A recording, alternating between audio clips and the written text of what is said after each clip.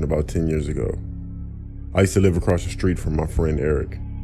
One Saturday, my parents were going away for a night, but I didn't want to go. So we all arranged that I would sleep over my friend Eric's house. We ordered pizza. I spent the night playing video games and watched a few movies.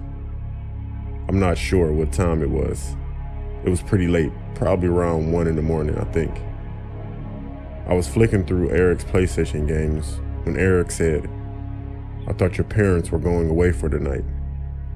I said, "Yeah, they are." "But there's someone in the house," Eric said. Confused, I got up and looked out the window where Eric was looking, and there was a light on, and someone was walking around in one of the rooms. Eric asked me who that could be.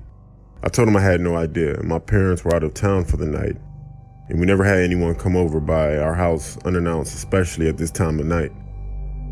Instead of waking Eric's parents or trying to call the police, we came up with this idea to sneak out and investigate who was in my house. Looking back, this was the dumbest thing I ever did, but we were just young boys. We grabbed a couple of flashlights, snuck out of Eric's back door, and headed over to my house. We didn't even think of how we would get in, but we didn't need to because the front door had been forced open. Upon entering the house, we saw there were damp, muddy footprints leading upstairs. I'm not sure if whoever was inside heard us, but we started following the footprints, and one of the lights turned off.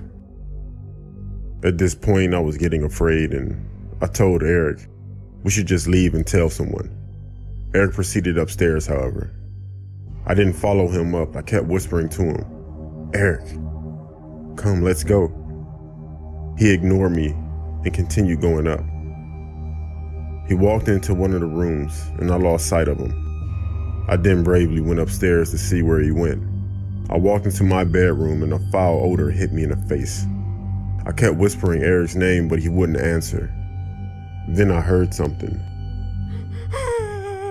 It sounded like sobbing. I was scanning the room with my flashlight. In one of the corners of the room, I could see Eric's shoes.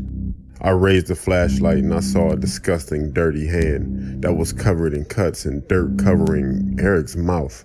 The next thing I saw would haunt me for the rest of my life. I raised the flashlight once more, and the person covering Eric's mouth was a man who had a massive grin on his face, a vile beard and long, straight, black and gray, greasy hair. The way he was staring at me traumatized me. His eyes were wide and filled with rage. I screamed as loud as I could and ran out the bedroom. The man proceeded to chase me down the stairs and out the house. I thought I was going to die. Thankfully, when he ran outside, there was a police car pulling into the driveway. Someone had phoned the police when they saw flashlights and someone wandering around the house. The man saw the police and ran off. As he ran, there were things dropping out of his pocket, screwdrivers, a few other small tools, and one object that fell out. However, it wasn't a tool. It was a long, rusty, dirty blade. Thankfully, the man was found and arrested. Eric was unharmed, and so was I. The scary thing was the man didn't seem to have taken anything, so that suggests his interests were much, much more sinister. Eric and I remain best